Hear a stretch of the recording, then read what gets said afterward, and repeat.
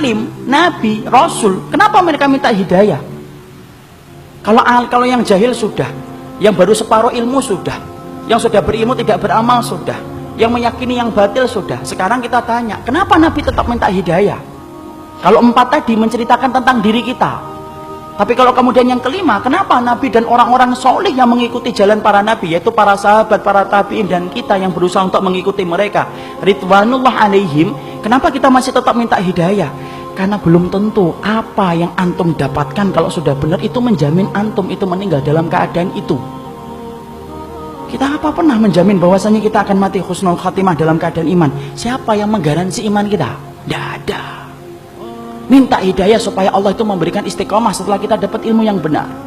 Bukankah Allah menunjukkan lembaran-lembaran kehidupan sejarah, banyak orang yang mereka itu bertabur iman di awal kehidupan, tetapi mereka matinya murtad. Bal'am bin Ba'urah, apa kurangnya Bal'am bin Ba'urah? Hidup pada zaman Nabi Musa, di mana doanya dikabulkan oleh Allah setiap waktu-waktu yang sempit dan terdesak. Sampai Malik bin Dinar berkata, karena mujabud da'wah fi syada'id. Kalau sudah bicara tentang Bal'am bin Ba'urah, Masya Allah, doanya selalu dikabulkan oleh Allah dalam keadaan genting. Kata Malik bin Dinar rahimahullahu ta'ala ketika menafsirkan surat Al-A'raf 175. Tapi matinya murtad. Rajal Unfuah, sahabat Nabi, dipuji oleh Abu Bakar, dipilih oleh Abu Bakar untuk menjadi delegasi sunnah, mendakwahkan kepada Musalam al-Kadzab. Matinya beriman, murtad. Ubaidillah bin Jahsy yang pernah menyelamatkan kehidupan agamanya sampai ke Habasyah. Ketika Nabi masih di Mekah, ikut di dalam hijrah yang pertama, hijrah yang kedua ke Habasyah.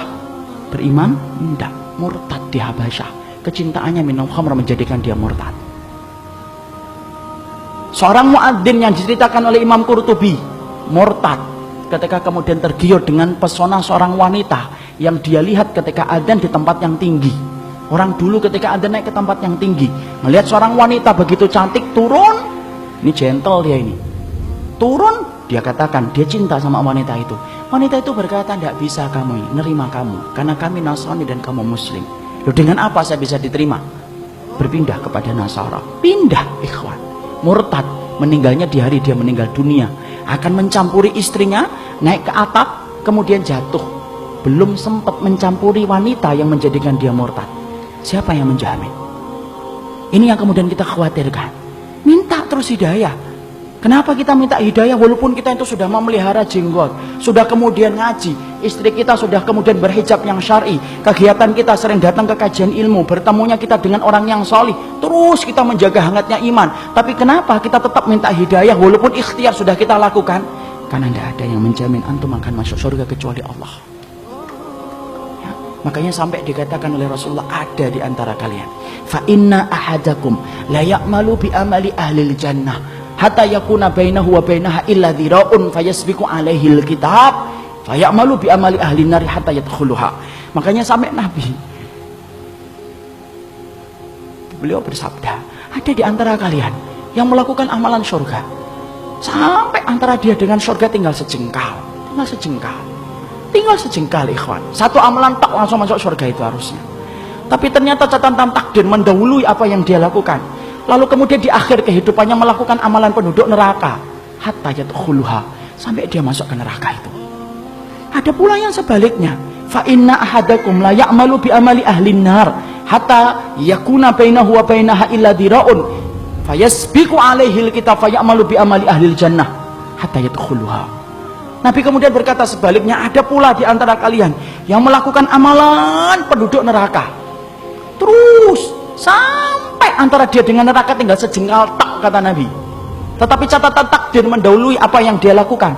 Dia melakukan amalan penduduk surga sebelum meninggal dunia, lalu kemudian Allah masukkan ia ke dalam surga. Antum tahu Usairim bin Abdul Ashhal? Usairim bin Abdul Ashhal, seseorang sahabat yang dikatakan oleh Nabi sebagai penduduk surga, tapi keningnya tidak pernah dipakai untuk bersujud kepada Rabbnya. Karena apa? Masuk Islamnya belum ada 24 jam. Ketika dia masuk Islam mengucapkan syahadat, dia bertanya, sholat? Belum waktunya sholat. Apa yang saya lakukan? Ayo berjuang bersama Rasulullah. Berjuang bersama Rasulullah SAW dan para sahabat. Ketika kemudian dalam peperangan tersebut Allah takdirkan dia meninggal dunia. Ketika meninggal dunia, Maka rame para sahabat membicarakan tentang Usair bin Abdul Asyad. Sampai Abu Hurairah berkata, inilah penduduk surga yang belum pernah menempelkan keningnya untuk mencium bumi bersujud kepada Allah. Itulah Usair bin Abdul Asyad. Siapa yang jamin, ikhwan? Jangan sombong kalau kita hari ini sudah ngikut ngitip, Pak.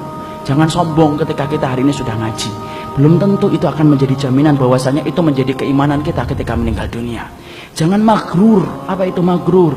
Tertipu dengan amalan kita. Merasa bahwasanya amalan kita itu akan pasti menjadikan kita masuk surga. Siapa yang jamin? Minta hidayah kepada Allah supaya kemudian kita diberikan oleh Allah.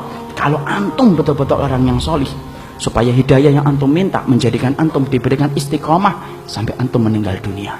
Itu yang kita minta kepada Allah. Inilah pentingnya hidayah. Makanya di dalam kehidupan kita sampai Allah terangkan doa yang pertama bukan doa meminta ampunan. Doa yang pertama bukan meminta surga. Doa yang pertama di dalam Al-Quran bukan meminta perlindungan dari neraka. Tapi doa yang pertama, ikhwan, antum sebagai hambanya Allah diajarin oleh Allah. Kita diajarin oleh Allah minta hidayah. Karena kalau antum sudah dapat hidayah, antum diampuni oleh Allah. Kalau antum sudah dapat hidayah, antum dimasukkan surga oleh Allah. Kalau antum minta hidayah, antum akan dijaga dari api neraka. Dan itu didahului dengan hidayah.